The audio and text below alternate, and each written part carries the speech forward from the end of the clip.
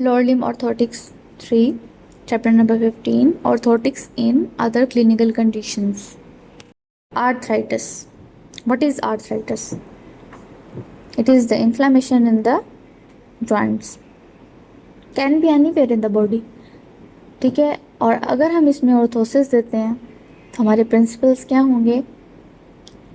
To stabilize the control, the painful area, the unstabilized area, to maintain alignment, to correct the deformity if possible, and if not possible then accommodate the deformity, to transfer the weight to the non-painful area, and in severe cases if surgery needed then no orthosis will be prescribed.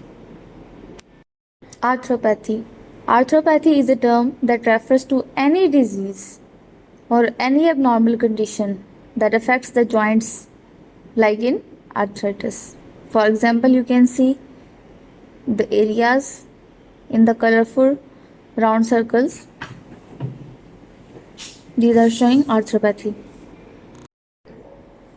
How to manage the different arthritic joints? First, we will discuss metatarsophalangeal joints. Metatarsophalangeal joints में functional implications क्यों ऐसा हो सकता है? ये किलोसिटिस की वजह से हो सकता है, न्यूरोपैथिस की वजह से हो सकता है।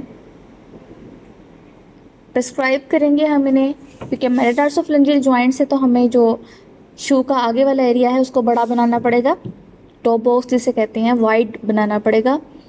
मेटाटार्सल रीजन पे हमें soft pad either made up of foam और सिलिकॉन, वुड क्लॉग्स देंगे ताकि जो नीचे वाली सोल है, इन सोल, वहाँ पे भी क्लॉग बना होता है। एक फुल वुडन क्लॉग होता है और एक जो होता है हाफ वुडन क्लॉग शू होते हैं, दोनों दिखाएंगे आगे पिक्चर में।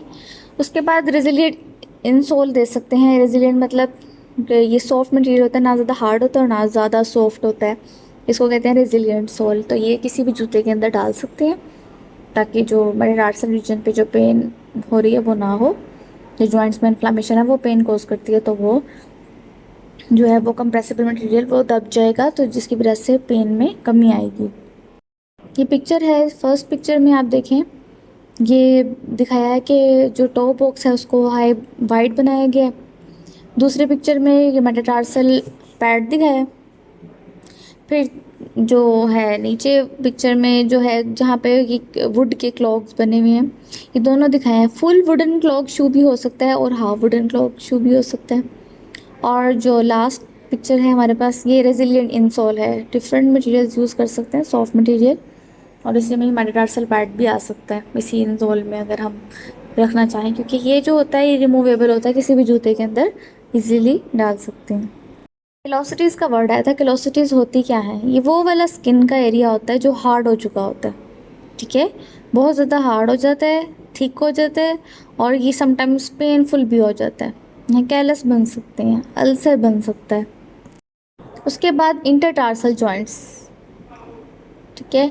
इंटरटार्सल जॉइंट्स में अगर इन्फ्लामेशन हो जाए तो वो क्यों हो सकती है? क्योंकि ये स्मॉल जॉइंट्स होते हैं, इसमें या तो यूमरल आर्थराइटिस की वजह से या फिर ऑस्टियोआर्थराइटिस की वजह से हो सकता है, या कभी फ्रैक्चर हो गया था उसकी वजह से हो गया, या फ्लैट फुट फीट होते हैं जिनके, उनकी वजह से भी हो सकता है। पस के वस में रहने की, मुसलसल उसी पोजीशन में रहने की वजह से भी इंटरटार्सल जॉइंट्स में इन्फ्लामेशन हो सकती है। अगर फिक्स डिफॉर्मिटीज़ हो गई हो तो फिर हम उसको अकोमोडेट करेंगे ऑर्थोसिस से, क्योंकि वो बहुत ज़्यादा एब्नॉर्मल प्रेशर अप्लाई करते हैं इंटरटार्सल जॉइंट्स पर। उसके बाद जॉइंट पेन जितनी होगी उतनी ज़्यादा मोशन जो है वो लिमिटेड होगी, क्योंकि पेशेंट कभी भी नहीं चाहेगा कि मैं वेट बेयरिंग के दौरान जब मैं प्रेशर डालूँ उन प्रेशर पॉइंट्स पर जो कि पेनफुल पॉइंट्स हैं वहाँ पर डालने से मुझे पेन होती है, तो वो फिर अपनी गेट बदल लेगा या पाँव का वो हिस्सा ज़मीन पर लगाएगा, उस पर प्रेशर डालेगा जो पेन फ्री एरिया है। इंटरटार्सल जॉइंट्स में आर्थराइटिस की सूरत में प्रेस्क्राइब करेंगे स्टील शैंक वाला जो एरिया होता है उसमें स्टील शैंक लगाएंगे। शू इंसर्ट, कोई भी इंसोल सॉफ्ट रेजिलिएंट मटेरियल के, क्लॉग शू। रीडिस्ट्रीब्यूट प्रेशर करेंगे, पेनफुल से नॉन पेनफुल एरियाज़ पे प्रेशर डिस्ट्रीब्यूट करेंगे। पैड्स लगा सकते हैं पेनफुल एरियाज़ में, कोई वेज दे सकते हैं, शू इंसर्ट्स। उसके बाद पीटीबी एएफओ दे सकते हैं 4 कॉर्ड जॉइंट के लिए। 4 कॉर्ड जॉइंट क्या होता है इसको हम डिटेल में आगे डिस्कस करेंगे। पीटीबी एएफओ क्या होता है, ये एएफओ भी होता है और लेकिन वेट जो होता है वो पटेला टेंडन पे आ रहा होता है। तो ये जो पिक्चर है राइट साइड पर, ये पीटीबी एएफओ है। 4 कॉर्ड जॉइंट जो होता है ना, ये फुट की डिफॉर्मिटी का नाम है और इसको कहते हैं 4 कॉर्ड आर्थ्रोपैथी भी कहते हैं। इसमें क्या होता है, जो वेट बियरिंग बोन होती है वो खुद ब खुद ही जो है वो डीजनरेट हो जाती है, तो फिर एबनॉर्मल सेंसेशन आना शुरू हो जाती है। कभी समटाइम्स तो उसको फील ही नहीं होता, टच सेंसेशन ही नहीं होती, या फिर हॉट एंड कोल्ड का भी पता नहीं लगता उस एरिया पे। और ये मोस्टली डायबिटिक पेशेंट में भी होता है जो ओल्ड एज में होते हैं। उसके बाद सब टेलर जॉइंट पे इन्फ्लामेशन हो जाए, आर्थराइटिस हो जाए। You can see in the picture subtalar joint कहाँ लोकेट करता है। फंक्शनल इम्प्लीकेशंस क्या होंगी, pain limit motion accompanied by pes varus or valgus, and valgus is more frequent in the case of subtalar joint arthritis. इसमें position दिखाई है foot की। Pace वेल्गस देख लें किस तरफ रोटेट करता है, टेलिपिस एक्वाइनस, टेलिपिस वेरस, टेलिपिस कैल्केनियस। ठीक है। Now in the case of subtalar joint arthritis we will prescribe shoe inserts with or without high quarter shoe. For severe cases, AFO, ankle foot orthosis, to restrict the subtalar motion.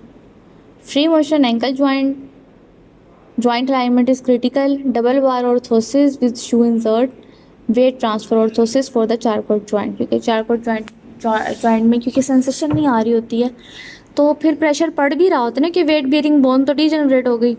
अब pressure पड़ भी रहा होता है ना किसी area पे, तो उसको फील नहीं होता, जिसकी वजह से बहुत ज़्यादा सिवियर स्वेलिंग शुरू हो जाती है। तो इसके लिए फिर पूरा ऑर्थोसिस ही ऐसा बनाना पड़ता है, weight transfer orthosis for the Charcot joint. यहाँ एक ऑर्थोसिस दिखाया है, Charcot relief orthotic walker boot. ये patient to patient custom moulded होता है, क्योंकि पेशेंट के अकॉर्डिंग बनाएंगे उसकी सारी मेजरमेंट्स लेके।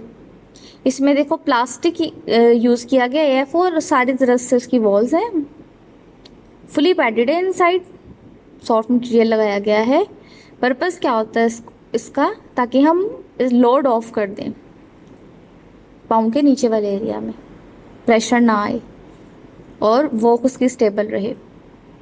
और नीचे रोकर बॉटम लगा देते हैं ताकि इजी पुश ऑफ हो, हील ऑफ टॉप जो है वो इजी हो जाए for indoor and outdoor ambulation of, पाँव ज़्यादा उठाना ना पड़े। Often used instead of total contact casting of the diabetic foot ulcers. इसमें डायबिटिक फुट अल्सर्स में टोटल कास्टिंग कर देते हैं ना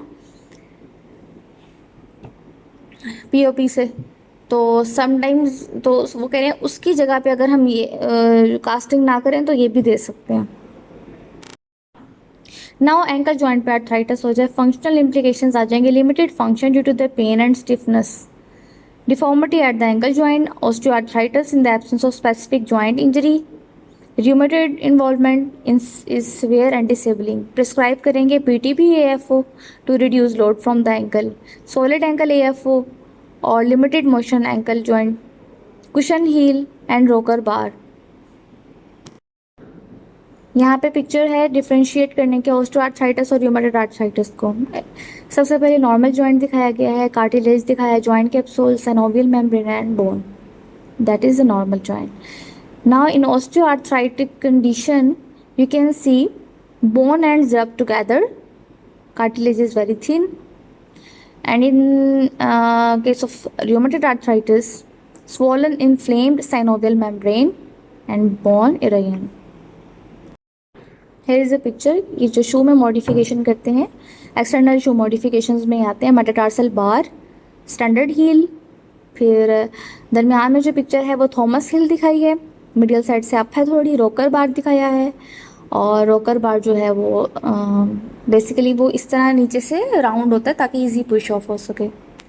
नी जॉइंट में आर्थराइटिस हो सकता है, उसकी क्या कंडीशंस होंगी, या इधर ऑस्टियोआर्थराइटिस की वजह से भी हो सकती है इन्फ्लामेशन और र्यूमेटॉइड आर्थराइटिस की भी वजह से हो सकती है। दोनों कंडीशंस में पेन होगी, एट्रोफी हो सकती है, वीकनेस हो सकती है, टकरा सकती हैं दोनों नीज आपस में, बकलिंग हो सकती है, वॉकिंग एबिलिटी डिस्टर्ब हो जाएगी, अच्छी नहीं रहेगी। उसके बाद डिफॉर्मिटी क्या हो सकती है, जाहिर है आर्थराइटिस है तो स्वेलिंग हो जाएगी, और ये फ्लूइड फिल्ड स्वेलिंग भी हो सकती है नी जॉइंट में। जीनोवेरम और जीनोवेल्गम भी डेवलप हो सकता है, फ्लेक्शन कंट्रैक्चर बन सकता है रूमेटॉइड आर्थराइटिस में, स्ट्रक्चरल लिगामेंटस इंस्टेबिलिटी आ सकती है, और ऑस्टियोपोरोसिस भी इसकी एक वजह हो सकती है।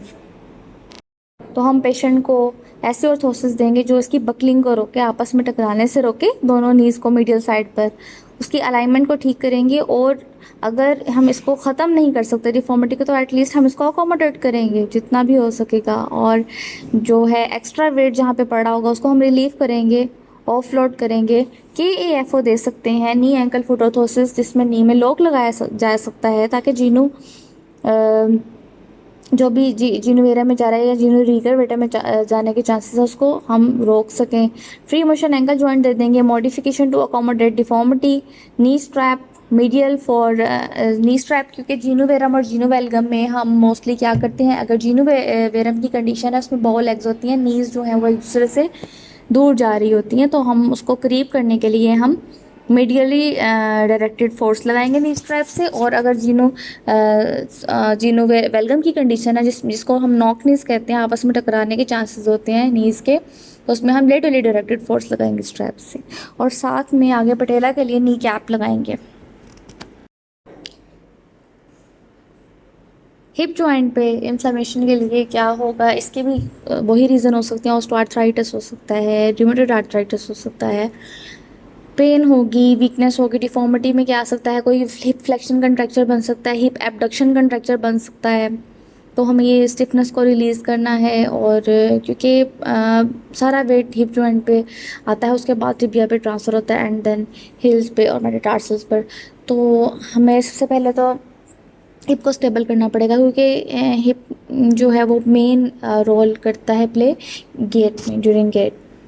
और पार्शियल वेट रिलीफ में भी accompanied by the use of cane and crutches.